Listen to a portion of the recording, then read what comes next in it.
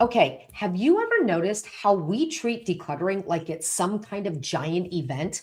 We clear our calendars, tell ourselves Saturday is the day. We pull everything out of our closets, make an even bigger mess than what we started with, and hope we have enough energy to finish before dinner.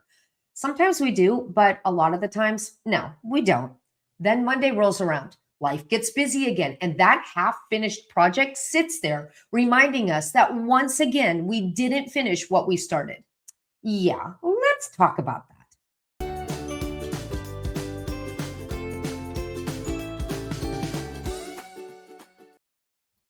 Hey there, my name's Tracy Lynn, and I teach midlife women and men how to right size their homes so they fit the life they're living today. So, for years, I believed decluttering meant blocking off an entire weekend, working nonstop until I was pretty much ready to drop, promising myself to finish later, which never happened. Then, a few years ago, something pretty major changed, not because I found a better decluttering checklist. Actually, it happened completely on accident. I didn't realize it then, but I had accidentally created a habit that made following through almost effortless. And looking back, I think it completely changed the way I look at decluttering. So grab a cup of coffee and settle in because this one starts with a story. So, years ago, when our four boys were all still living at home, spending an entire Saturday working around the house, well, it actually made sense, right? There was always a cabinet that needed organizing, or a closet that needed cleaned out, or a room that was just begging for an intervention. And back then, tackling a room all day long wasn't unusual because I had help. I had four boys with strong backs, totally willing to lend a hand. Okay, hold on. Let's be honest. They helped because I paid them. There. But the point is, today my life looks completely different, right? The house isn't loud anymore. Our days aren't nearly as chaotic. And I no longer wake up to a mess that looks like 25 people had a house party overnight because the boys have all grown up and moved out. They're on their own, and our life has slowed way down once that happened. And sure, these days, I'd much rather sit outside with my cup of coffee, enjoying the home I worked so hard for. So, without even realizing it, I stopped planning those big decluttering Saturdays. And no, it wasn't because I came up with some new brilliant system. That actually happened later. I simply didn't want to spend an entire weekend working my tail off anymore. And then I had a realization I never really saw coming. And looking back now, it all started with a pair of rain shoes. So, in our mudroom sat these rain shoes that I would pass by every single day. They were perfectly good shoes, really cute, had this really nice design on the outside, and they did the job well, right? They kept my feet dry when I was out walking the dog, but they were anything but comfortable. They were made of this like plastic rubber. They were really hard on the outside, hard to get on, and pretty heavy for my feet, right? So even on rainy days, I usually grab my sneakers instead. Now, at first, every time I walked past those shoes, I'd think, I really need to donate those. But did I do it right then? Oh, no, not me. I told myself, no, that's okay. I'll do it next time, right? Then a few days went by, which turned into weeks. And before long, I wasn't even thinking about those shoes anymore. Do you want to know why? Because they had become part of the room, and my brain just simply stopped seeing them. Isn't it funny how things we walk past every single day eventually become part of the scenery?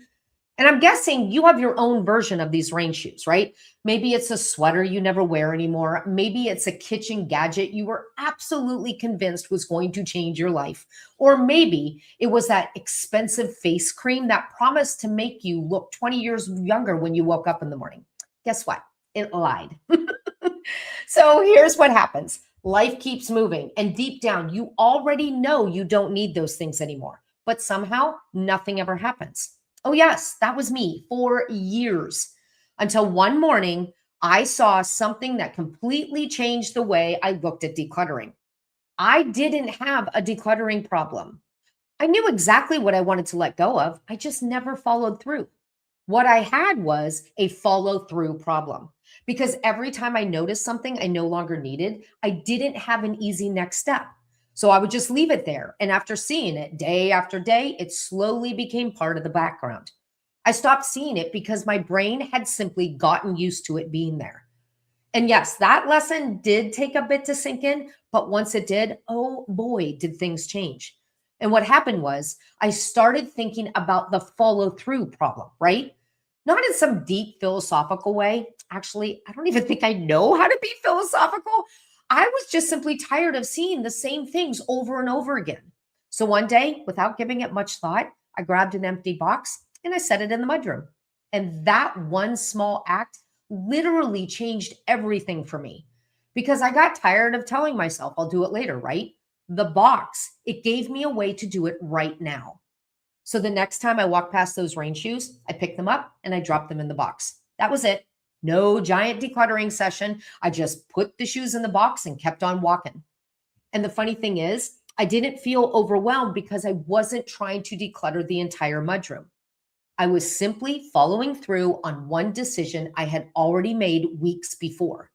Then, a couple of days later, I walked by something else I no longer use. There was the box, so I dropped it in there too. A few days after that, same thing happened again.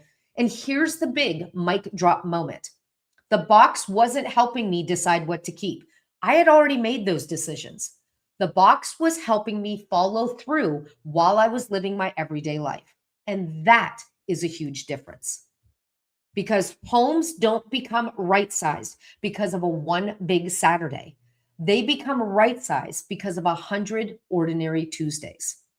Oh, and after a few weeks, I started running into the same problem upstairs because that's exactly what would happen when I was getting dressed in the morning. I'd see a sweater hanging in my closet that I hadn't worn for years, or I'd notice a pair of jeans that haven't fit in a decade and probably never will because I love ice cream. Now, sure, I could have carried them all the way down to the mudroom, but remember my follow through problem? Yeah, that was a hard no. So I did one thing better. I put a box right in my bedroom. So the next time I saw that sweater, it went into the box. And those jeans, oh, yes, those went into the box too. Then, oh my gosh, it happened again. This time I was standing in the bathroom looking at headbands I never use anymore, barrettes I forgot I even owned, and banana clips from what, 1998? Seriously, why did I keep those banana clips? So all those things went into the box too. Before long, I had a donation box in every space that was driving me bonkers because every room had its own version of those rain shoes. There was already something I had decided I didn't need anymore. I just hadn't followed through yet. And that's what the box changed, right? It made following through ridiculously easy. And this is the part you're never going to believe. But those boxes, they actually started filling themselves. No, not literally, of course. I wish they would, but no. But what happened was I was living life exactly the way I always had. I was making coffee, I was getting dressed, folding laundry, brushing my teeth.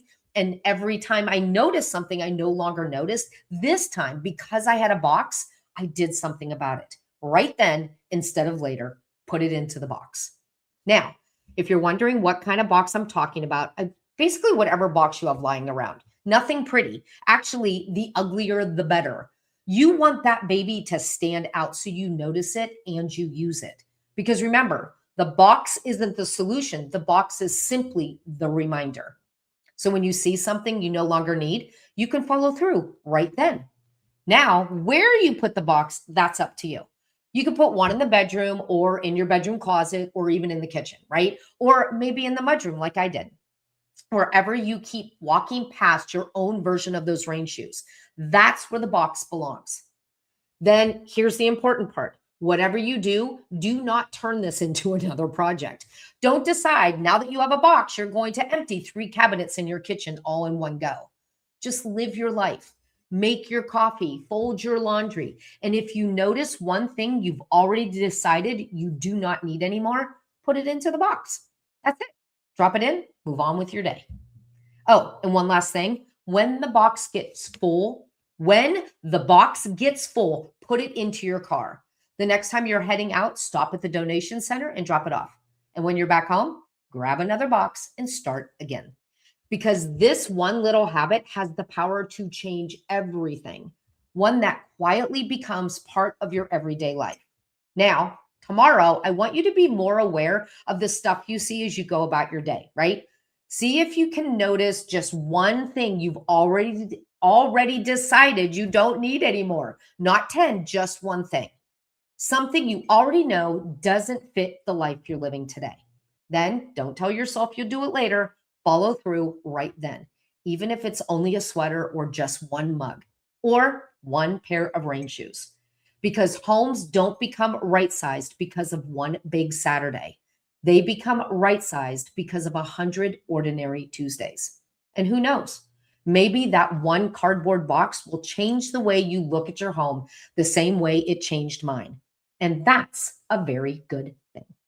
Okay, that's all I have for you today. If you like this video, please give it a thumbs up. And if you know of someone this video might help, there's a little share arrow down below. Go ahead and copy that and send it off to a friend because that really does help my channel grow. And before you go, there is a right size living guide down in the description below that'll give you a little more help to get started. It's completely free. Just copy that link, put it up in a new URL, and you are off. Okay, that's all I have for you today. I hope you have a great one, and I'll talk to you next time. Bye.